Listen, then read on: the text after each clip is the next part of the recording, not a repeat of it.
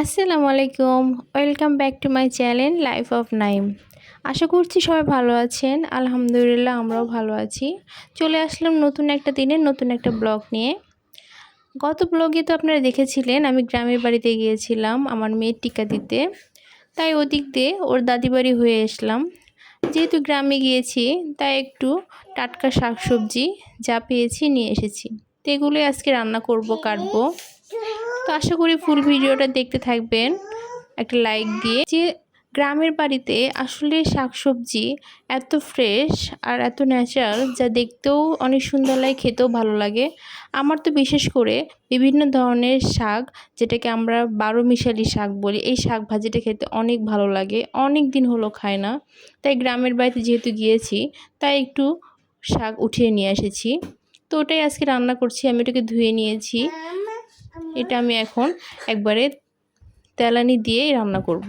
অনেকে শাকটা সিদ্ধ করে নেয়, আলাদা করে তেলানি দেয়। আমি তা দিব না, আমি তেলানির মধ্যে দিয়েই শাকটা রান্না করে ফেলবো। তো এই দেখুন, মাশাল্লাহ শাক ভাজিটা খুব ঝরঝরে হয়েছে।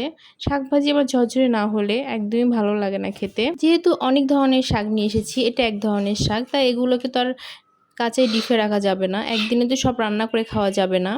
তাই আমি একটাকে সিদ্ধ করে রেখেছি। আর এদিকে আমাদের মিষ্টি কুমড়ার পাতা বলে, যে কুমড়ার পাতা দিয়ে ছোট আলু দিয়ে মাছ দিয়ে চচ্চড়ি করছিলাম, ওটাকে আমি এখন মেখে নিচ্ছি সব কিছু দিয়ে।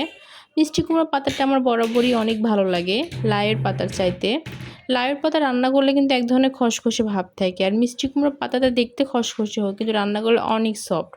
আর সবচেয়ে আকর্ষণীয় জিনিস যেটা প্রথমেই দেখতে পেলেন আমি কাটছিলাম, এটা হচ্ছে মাটির নিচে থাকে এক ধরনের আলু।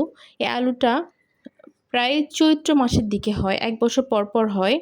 তো এই আলুটাকে আমাদের গ্রামে বা আমাদের এলাকাতে বলে পুরা আলু, যেটা মাটির নিচে। আরেকটাকে বলে খাসি আলু। তো পুরা আলু হয়েছিল, আমার শাশুড়ি উঠে রেখেছিল আমার জন্য, জানে যে আমি অনেক পছন্দ করি। তাই আমি গিয়েছিলাম, আমার হাতে এটা দিয়ে দিয়েছে। তাই আজকে এটা রান্না করব। তো এটাকে আমি কেটে ভালো করে ধুয়ে নিলাম। যেহেতু বালির মধ্যে থাকে, বালি বালি থাকতে পারে, তো এর মধ্যে আমি সব ধরনের বাটা দিয়ে দিয়েছি। পেঁয়াজ বাটাও দিয়ে দিয়েছি, লবণ, কাঁচামরিচ, হলুদ, ধনিয়া ফাঁকি, এগুলো সব কিছু দিয়ে তেল দিয়ে ভালো করে মাখিয়ে একটু পানি দিয়ে বসে দেব।